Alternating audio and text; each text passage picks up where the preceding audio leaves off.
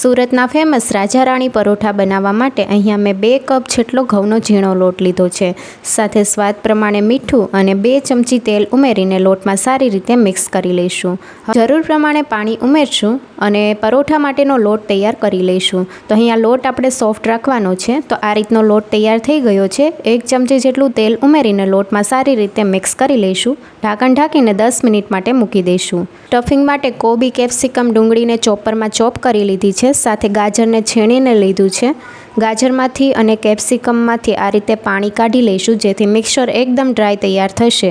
Mixing બાઉલમાં ગાજર, capsicum, કોબી સાથે ડુંગળી ઉમેરી દીધી છે.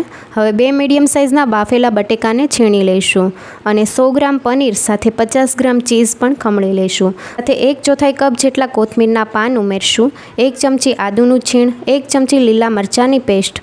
મસાલામાં લાલ મરચું પાવડર, હળદર પાવડર, ધાણા જીરું પાવડર, ગરમ મસાલા પાવડર, 2 ચમચી આમચૂર પાવડર, 1/4 ચમચી સંચળ પાવડર, સ્વાદ પ્રમાણે મીઠું, 1 ચમચી રેડ ચીલી સોસ ઉમેરીને સારી રીતે મિક્સ કરી લઈશું. બધા મસાલા સારી રીતે મિક્સ કરી લઈશું. તો એકદમ ડ્રાય સ્ટફિંગ તૈયાર થઈ ગયું છે. લોટ પણ સારી રીતે સેટ થઈ ગયો છે. હવે લોટમાંથી મોટી સાઇઝના લુવા તૈયાર કરી લઈશું. તો પરોઠામાં આપણે સ્ટફિંગ ભરી શકીએ એ રીતની મોટી રોટલીનો લુવો કરવાનો છે. આ રીતના લુવાને સૂકા લોટથી કોટ કરી લઈશું. મીડિયમ સાઇઝની રોટલી વણીને તેલથી ગ્રીસ કરી લઈશું. સૂકો લોટ ઉમેરશું. 4 થી 5 ચમચી જેટલું સ્ટફિંગ ફરી પાછો સૂકો લોટ ઉમેરીને લોટથી સ્ટફિંગને કવર કરી લઈશું. સૂકા લોટથી કોટ કરીને હળવા હાથે પરોઠાને વણી લઈશું.